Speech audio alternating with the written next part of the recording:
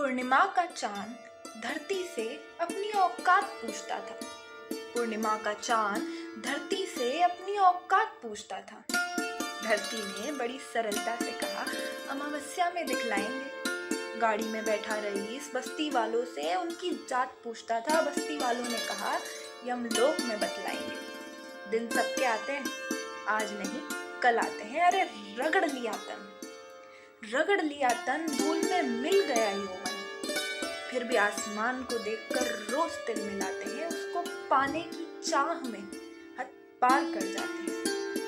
दिन सबके आते हैं, आज नहीं कल आते हैं। सड़क पर गिरी रोटी का मोल फकीर से पूछो, अमीर से पूछोगे तो कचरा ही कहेगा। सोने का मोल कंगाल से पूछो, सुनार से पूछोगे तो पत्थर ही कहेगा। जीवन का मोल बीमार से पूछो, अस्पताल से पूछोगे तो व्यापार ही कहेगा। काल चक्र की जो चाल नहीं समझ पाए अमीर, सुनार और अस्पताल, कल के सुदामा द्वारकाधीश से पग पखराते हैं। दिन सबके आते हैं, आज नहीं कल आते हैं। मेरी कविता की पंक्तियां आपको निवेदित हैं कि वाणी का अनुपम दान मिला, वाणी का अनुपम दान मिला, नियति से हर वरदान मिला, गीता का अमृत ज्ञान मिला और आधुनिक विज्ञान मिला। वाणी का अनुपम दान मिला, नियति से हर वरदान मिला, गीता का अमृत ज्ञान मिला और आधुनिक विज्ञान मिला। गंगा गांधी गौतम मिश्रित सम्यक विवेक आनंद मिला, जीने को सनातन धर्म मिला, रहने को हिंदुस्तान मिला। इस हिंदुस्तानी आभा का 145 करोड़ भारतीयों की जो आभा है, उनका विवेक है, उसको शुभकामनाएं देते हुए सम्मिलित स्वर में हम पूरे राष्ट्र के रूप में खड़े हैं। इसी बात को लेकर मैं ये कह रहा हूं कि इस हिंदुस्तानी आभा का, युग युग से संचित प्रतिभा का, इस हिंदुस्तानी आभा का, युग युग से संचित प्रतिभा का, जब एकाकी उद्घोष विजय के स्वर को भाषित करता है, जब एकाकी उद्घोष विजय के स्वर को भाषित करता है, साहस की भाषा में भारत खुद को परिभाषित करता है, जिसके ऊपर अक्षत घट है और नीचे सागर का तट है, जिसने सभ्यता का ज्ञान दिया, हर संस्कृति को सम्मान दिया, जो सबके हित का सूत्र जगत के हित प्रतिपादित करता है। साहस की भाषा में भारत खुद को परिभाषित करता है, खुद को परिभाषित करता है। तो साहस और शस्त्र और शास्त्र का संतुलन, यही भारत की भाषा और परिभाषा है। मेरी कविता का शीर्षक है, माँ अब मायके नहीं जाती। आज अपने ननिहाल भेजा एक संदेश कि गेट पर टंगी बेलें जो कभी खिल बसंती फूलों से स्वागत करती थीं, आज कुछ चुप उदास हैं।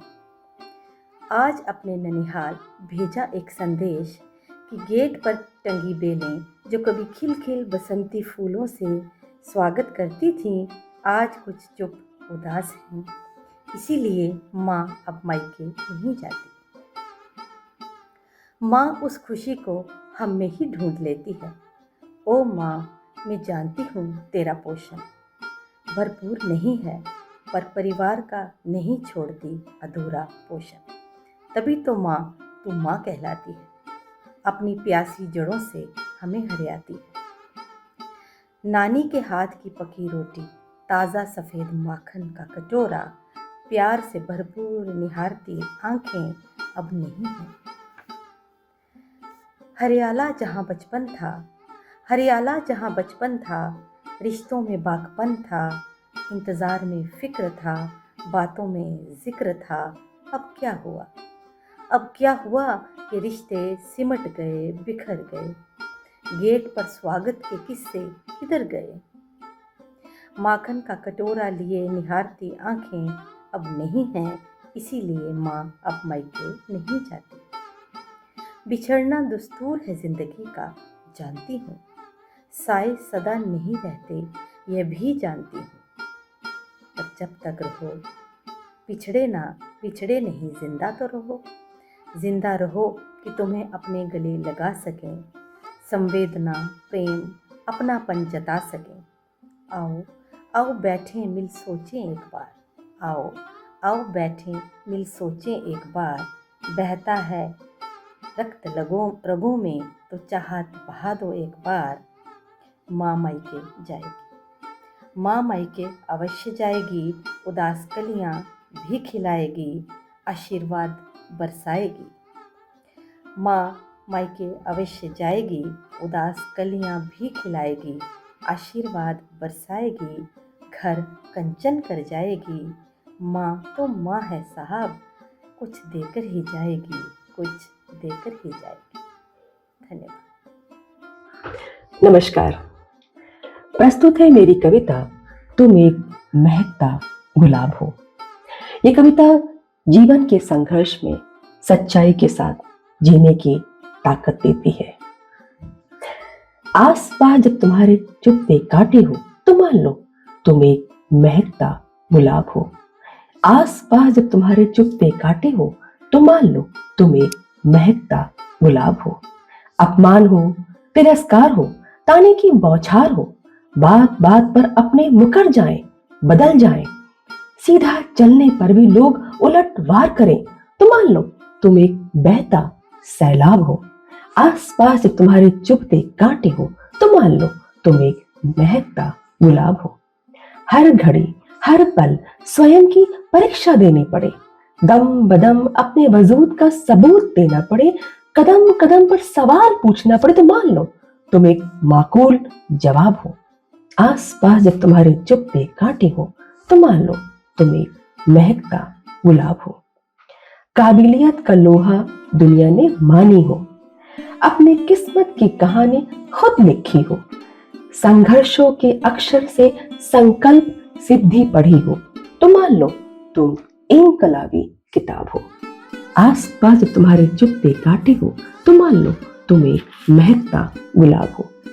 कट जाए भले लेकिन झुकना नहीं जानते, भटक जाए पर वापस मुड़ना नहीं जानते, जीत मिले ना मिले मगर हारना नहीं जानते तो मान लो तुम एक शाही नवाब हो। आस पास जब तुम्हारे चुप्पे काटे हो तो मान लो तुम एक महकता गुलाब हो। तुम्हारा नजरिया जब तुम्हें खूबसूरत बनाए, तुम्हारे हुनर को नजाकत से निहारा जाए, लाख चाहने पर भी कोई तुम्हें छू न पाए तो मान लो तुम एक हसीन ख्वाब हो। आस पास जब तुम्हारे चुप्पे काटे हो तो मान लो तुम एक महकता गुलाब हो। चतुर्दिक विषाद के बीच जिंदा रह लेते हैं, नफरती निगाहों के जहर को सह लेते हैं, बंदिशों में भी अपनी बात कह लेते हैं तो मान लो तुम एक खास खिताब हो। आस पास जब तुम्हारे चुप्पे काटे हो तो मान लो तुम एक महकता गुलाब हो। सच्चाई से झूठे दंभ को मिटाना आता है, नवल विचार के पौध को रोपना आता है, बेहतर से बेहतरी की ओर रमना आता है तो मान लो तुम एक नूर नायाब हो। आस पास जब तुम्हारे चुप्पे काटे हो तो मान लो तुम एक महकता गुलाब हो। आस पास जब तुम्हारे चुप्पे काटे हो तो मान लो तुम एक महकता गुलाब हो। धन्यवाद। बनना बुनना जलना बुझना, एक बार धुएं को सुनना। हाँ, वो धुआं जो आकाश में जाता है, जो कहीं अपने संग सारे रंग समेट जाता है तो कहीं रंगों की बौछार छोड़ जाता है। बस एक बार उस धुएं को सुनना जो जाने अनजाने में कितनी कही अनकही, कितनी सुनी अनसुनी कहानियाँ कह जाता है और यादों की राख को पीछे छोड़ जाता है। बस एक बार धुएं को सुनना, फिर पीछे पलटना, राख को अच्छे से समेटना, अपने दिल से लगाना और फिर धुएं की भाषा में कुछ कह जाना। धुआं तुमसे बातें करता है, ये तुम तब समझ पाओगे जब धुएं को सुनने में सक्षम हो जाओगे। तुम बस एक बार धुएं को सुनना। धुआं यदि अंत्येष्टि से निकले तो मार्मिकता के स्रोत सपाया जाता है, पर यदि वही धुआं दिवाली के पटाखों से निकले तो हंसी खुशी के साथ विदा किया जाता है। धुएं के भी प्रकार होंगे, धुएं के भी व्यवहार होंगे, ये तुमने अभी तक जाना नहीं क्योंकि तुमने अभी धुएं को पहचाना नहीं। धुआं कहीं यंत्र है तो कहीं अविरल कामनाओं का प्रतीक। धुआं कहीं जीवन का सार है तो कहीं केवल तुम्हारे मन का एहसास। ये सब तुम तब जान पाओगे जब धुएं की कहानियों को सुनने के लिए तुम व्याकुल हो जाओगे और फिर तुम ये पाओगे कि हमारा तुम्हारा रिश्ता केवल धुएं से जुड़ा है। फिर तुम ये याद कर पाओगे कि जब तुम इस धरती पर आए भी न थे तब तुम्हारे आने की आस में वो धुआं न जाने कितनी बार आसमां छू कर आया था और फिर तुम्हारा आगमन हुआ और ये धुआं हंसी खुशी के साथ आगे बढ़ा। फिर तुम बड़े हुए, पढ़ने जाने लगे और हर परीक्षा में पास होने के लिए धुएं से आस लगाने लगे और फिर तुमने किसी को खो दिया और धुएं ने तुम्हारे लिए रो दिया। फिर तुमने नई शुरुआत की, धुआं तुम्हारे साथ था और अब जब तुम जीत जाओगे और फिर से एक नई शुरुआत करने पर आओगे तो भी तुम धुएं को अपने साथ खड़ा पाओगे और शायद तुम तब तक धुएं को सुनना सीख जाओ। बस एक बात याद रखना कि बनना, बुनना, जलना, बुझना, बस एक बार धुएं को सुनना, एक बार धुएं को सुनना। अंधियारे में तीर चलाना, कठिन लगन से आंख चुराना और एक के तीन बनाना छोड़िए। अगर मगर कर समय बिताना छोड़िए, अगर मगर कर समय बिताना छोड़िए। आप वक्ल की रोटी खाएं, निश्चय सदा अटल हो। नीर क्षीर के बने विवेकी, रोम रोम निश्चल हो। कांटा बोना टांग खींचना, नीच कर्म ये सारे। अंधे की लाठी हो पाए तो फिर जन्म सफल हो। बहुत गलत है कोख लजाना, शुरू करें जी जान लड़ाना। बहुत गलत है कोख लजाना, शुरू करें जी जान लड़ाना। अब बालू पर भीत बनाना छोड़िए, अगर मगर कर समय बिताना छोड़िए, अगर मगर कर समय बिताना छोड़िए। गीत का दूसरा अंतरा। अपनी करनी पार उतारे, सत्य कहा जाता है। कर्म करे जो जैसा वो वैसा ही फल पाता है। अधजल गगरी रहे छलकती, ये हर कोई जाने। जो गरजे वो नहीं बरसता, केवल दिखलाता है। मिट्टी के माधव बन बैठे, खटिया तोड़े मूछे ऐंठे। बिना गुणों के धाक जमाना छोड़िए, अगर मगर कर समय बिताना छोड़िए, अगर मगर कर समय बिताना छोड़िए। और इस गीत की अंतिम पंक्तियां। चोरी करके कोतवाल को उल्टा डांट लगाते, फिसल पड़े तो हर हर गंगे कहकर शीश झुकाते। बिना मरे ही स्वर्ग चाहते, किंतु नहीं यह संभव। जो सागर में गहरे उतरे वे ही मोती पाते। सदा कुएं तक प्यासा जाए, कुआं भला कब चल कर आए। सदा कुएं तक प्यासा जाए, कुआं भला कब चल कर आए। हस्तरेख के दोष बताना छोड़िए, अगर मगर कर समय बिताना छोड़िए, अंधियारे में तीर चलाना, कठिन लगन से आंख चुराना, और एक के तीन बनाना छोड़िए, अगर मगर कर समय बिताना छोड़िए। बहुत धन्यवाद, बहुत आभार। नमस्ते, मेरा नाम अशिता विजयवर्गीय है। मैं 23 साल की हूँ, इंदौर शहर से हूँ, मध्य प्रदेश।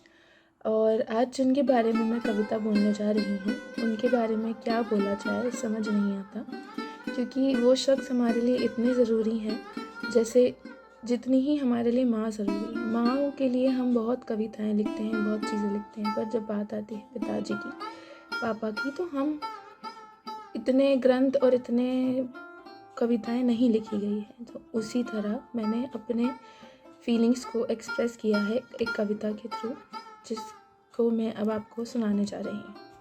तो कैसे बयां करूँ इस शख्स के बारे में जिसको कभी अपने जज्बात बयां करते नहीं आता, जिसको चाह कर भी कभी कोई समझ नहीं पाता, जो साथ तो हमेशा रहते हैं पर छिप कर रहते हैं। ये वो हैं जो कभी प्यार नहीं जताएंगे पर प्यार बेशुमार करेंगे। ये वो हैं जो कभी प्यार नहीं जताएंगे पर प्यार बेशुमार करेंगे। आज आने पर भगवान से भी लड़ जाएंगे और हमेशा बैक सीट पर बैठकर हमारे जीवन की गाड़ी को पटरी पर लाएंगे। बैक सीट पर बैठकर हमारे जीवन की गाड़ी को पटरी पर लाएंगे। बेशक हमने खाना खाया नहीं खाया ये पूछने वाली माँ ज़रूर होती है। बेशक हमने खाना खाया नहीं खाया ये पूछने वाली माँ ज़रूर होती है, पर उसे कमाया कैसे जाता है ये इन्होंने सिखाया। बहुत तकलीफ़ हुई थी उन्हें जब मैं अपने सपनों का सूटकेस लेकर दूसरे शहर आई थी। बहुत तकलीफ़ हुई थी उन्हें जब मैं अपने सपनों का सूटकेस लेकर दूसरे शहर आई थी, पर जताया ऐसे था जैसे बिल्कुल ठीक थे।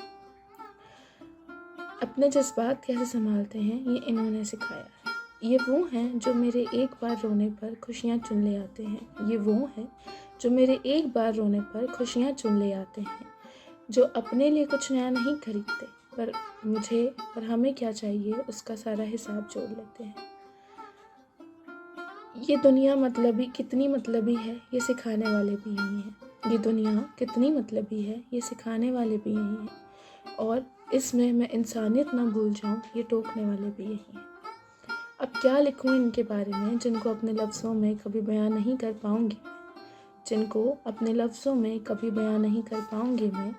ये शुरू तो होते हैं सिर्फ 2 शब्द से, इस एक शब्द में अपनी दुनिया समेट नहीं पाऊंगी मैं। ये शुरू होते हैं सिर्फ 2 शब्दों से, पर इसमें पूरी दुनिया का सार है। ये वो हैं जो भरी बारिश में तूफान के बीच से नदी में कृष्ण जी को अपने माथे पर सवार कर लाए थे। ये वो हैं जिनके आगे गणेश जी भी नतमस्तक हैं, और ये वो हैं जिन्हें मैं पापा कहकर बुलाती हूँ। धन्यवाद।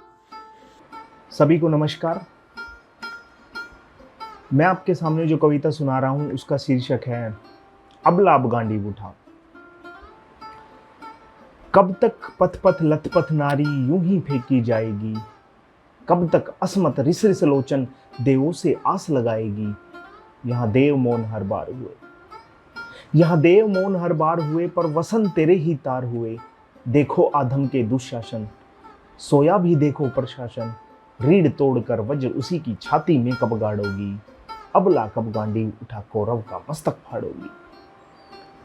कृष्ण बनेगा कौन यहाँ कलयुग की इस माया में, कौन बनेगा रवि रश्मि काली अंधियारी छाया में। पूत कपूत जो भी निकले आंखों में उतना डर भर दो, पूत कपूत जो भी निकले आंखों में उतना डर भर दो। आंखों के अंधों को अपने तेज से नेत्रहीन कर दो। बहुत हो चुके शांति दिए, बहुत हो चुके शांति दिए, अब ढाल खड़ग की बारी है। अबला अब गांडी उठा दुशासन से क्यों हारी है। अबला अब गांडी उठा दुशासन से क्यों हारी है। भले भीम ने चीर वक्ष लहू पीने का ऐलान किया, भले भीम ने चीर वक्ष लहू पीने का ऐलान किया, पर झुके हुए सिर रहे सभा में लज्जा पर ना ध्यान दिया। यहाँ याचना असर नहीं है, यहाँ याचना असर नहीं है, किसी ने छोड़ी कसर नहीं है। हाथ की चूड़ी तोड़ो भी, चूड़ी से आंखें फोड़ो भी। पार्थ के जब हो हाथ बंधे, गांडीव की किस्मत मारी है। अबला अब गांडी उठा, खींची दुशासन ने साड़ी है। अबला अब गांडी उठा, खींची दुशासन ने साड़ी है। नारी बेबस हर बार हुई, रक्षाबंधन की भी हार हुई। नारी ने बांधे कितने ही रक्षाबंधन रूपी धागे, बांधने होंगे रक्षा सूत्र अब पुरुषों को होकर आगे।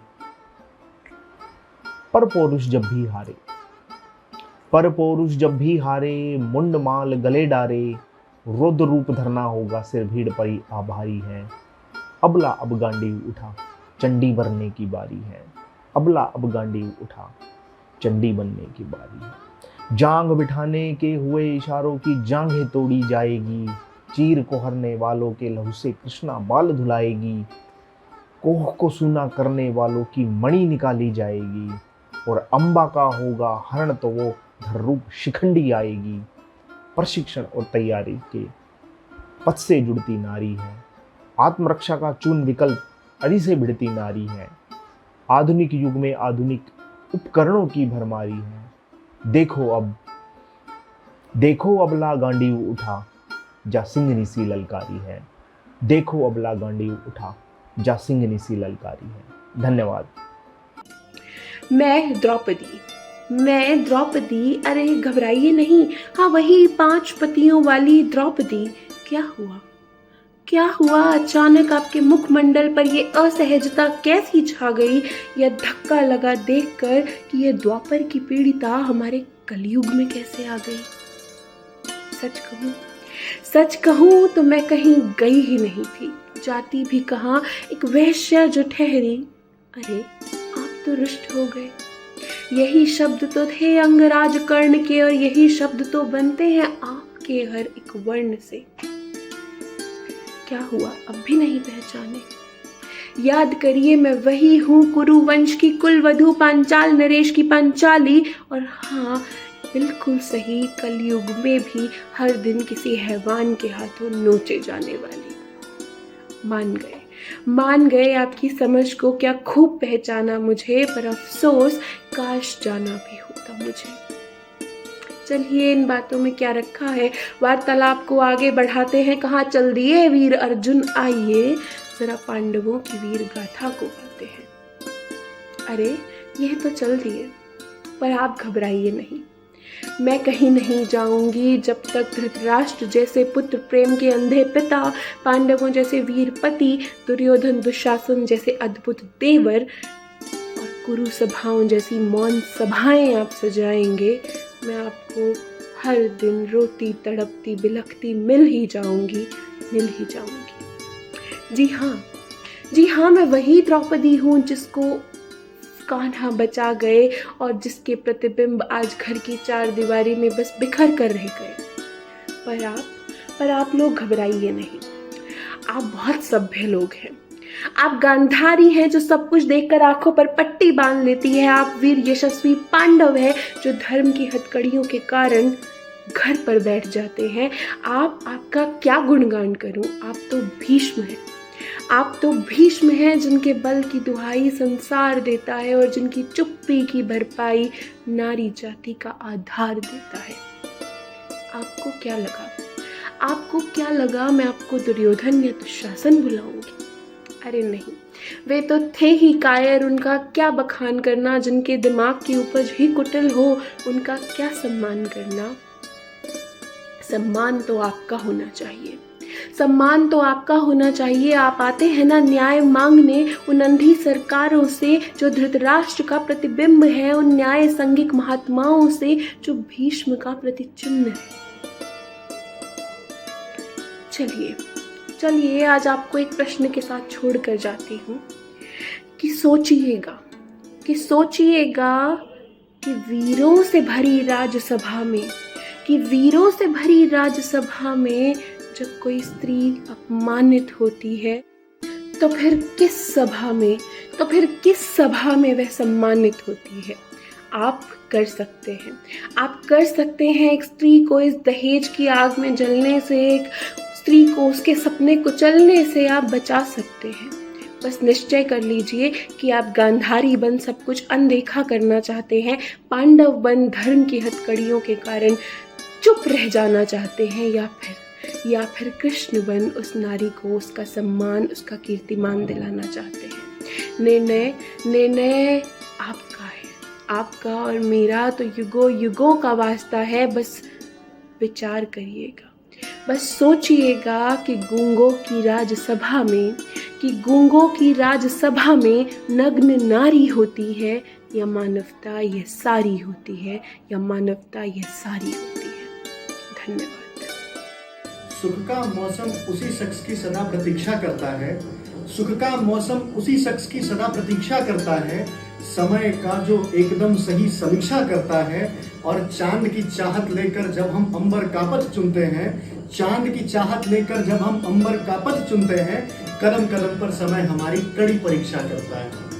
जी हाँ, मेरा नाम है सौम्य पराशर और मैं बिरला प्रौद्योगिकी संस्थान रांची में सिविल इंजीनियरिंग का 4थे वर्ष का छात्र हूँ।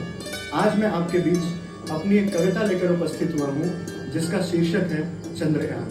इसमें चंद्रयान 2 और चंद्रयान 3 इन दोनों की कुछ झांकियाँ हैं, मैं आपके बीच रखने की कोशिश करता हूँ और मेरा पूर्ण विश्वास है कि आप उन लम्हों में दोबारा चले जाएंगे। मैं शुरू करता हूँ।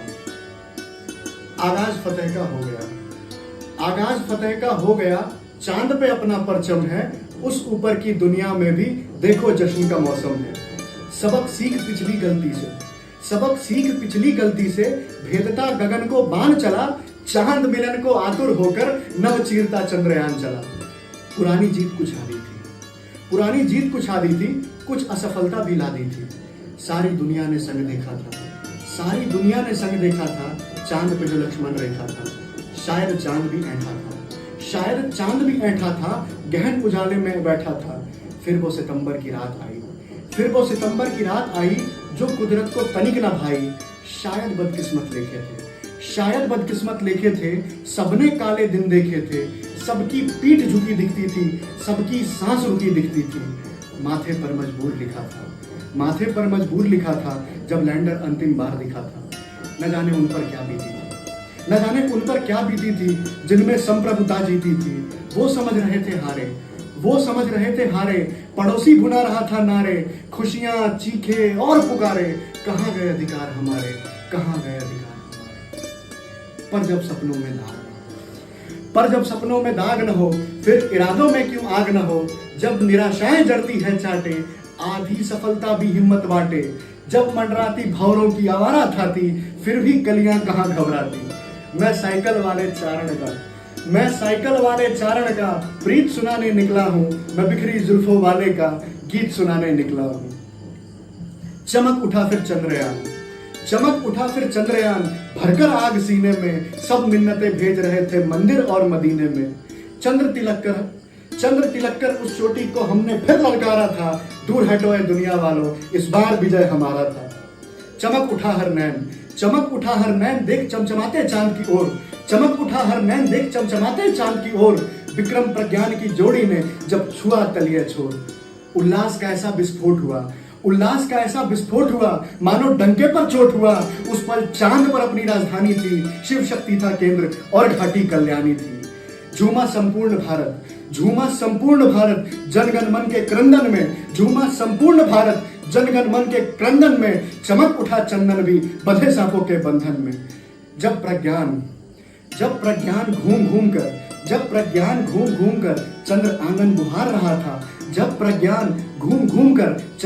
बुहार रहा था। तब श्रीकोटा तट पर भूखा बचपन भी चांद निहार रहा था। धन्यवाद।